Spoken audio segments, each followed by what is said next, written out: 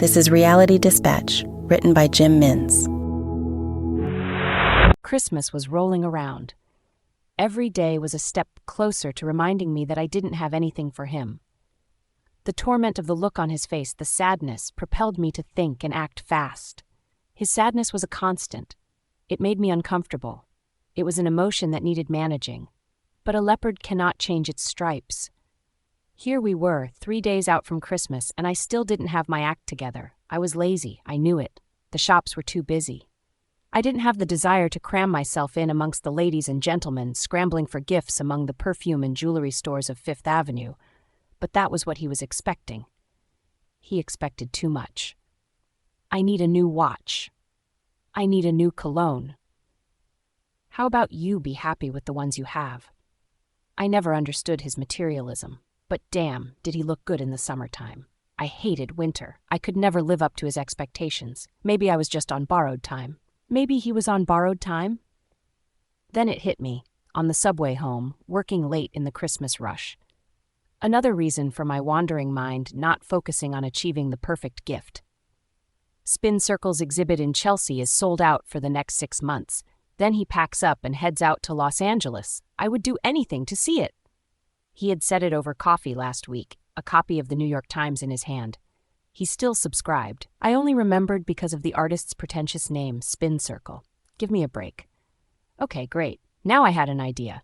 It would be easier to make him happy than to deal with his bullshit. You don't know me. You don't respect me. Yada, yada, yada. I took the A train and got off near the gallery. I walked the 5 blocks to where Google Maps directed. The borders were shut.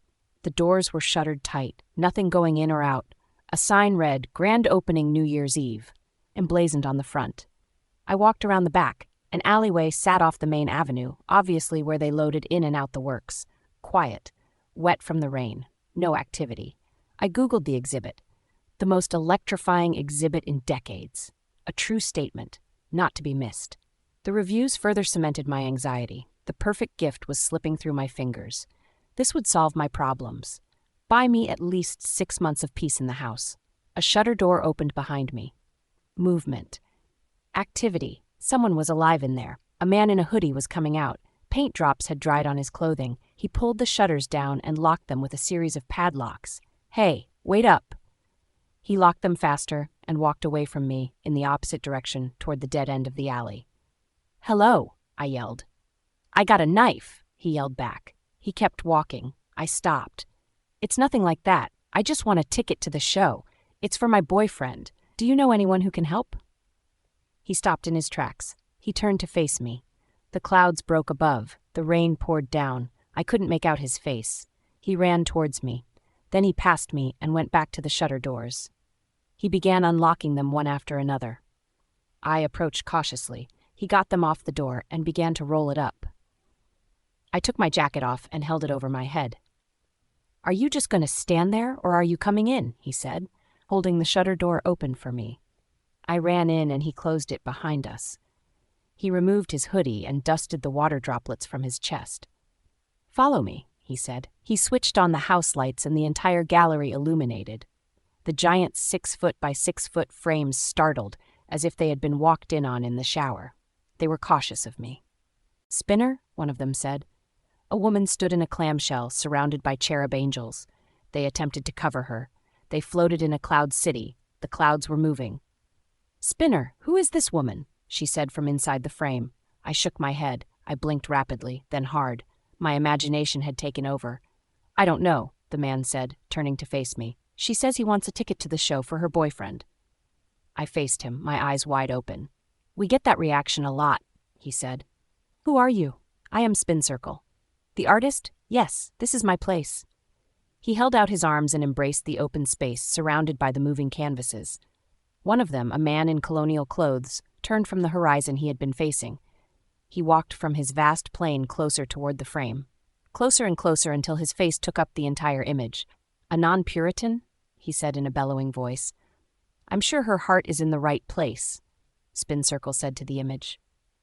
Are you pure or non-pure? He asked me. I tried to talk. My mouth couldn't make the words. She's in shock. Read his heart for me, pilgrim, said Spin Circle to the image.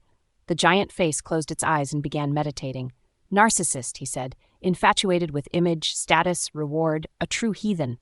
She would make a great addition to your collection. Perfect, said Spin Circle. He smiled at me. Take one step back if you would, he said to me. I looked at my feet. They could not move. He walked closer. Just one step back if you would. I took a step back. He guided me. I felt the thump of a wall hit my backside. In my peripheral vision was the sight of a frame edge surrounding me. Spin Circle held up his hands and made a square out of his thumbs and index fingers. He looked at me through them, imagining me inside. What is your name? He asked. I swallowed. All of a sudden I could talk again. Alex, I said. Perfect, he said. Alex, portrait of a yuppie heathen. I took a step forward. I had seen enough. I was afraid. This place was not what I expected. But I was trapped. I could not step forward. An invisible force prevented me. I took a step back and could see Spin Circle surrounded by a frame inside his gallery. He was trapped. Or was it me? I looked around. A vast sea of nothing, all white, no shadows. I looked back. The perfect piece. My masterpiece is complete, he said.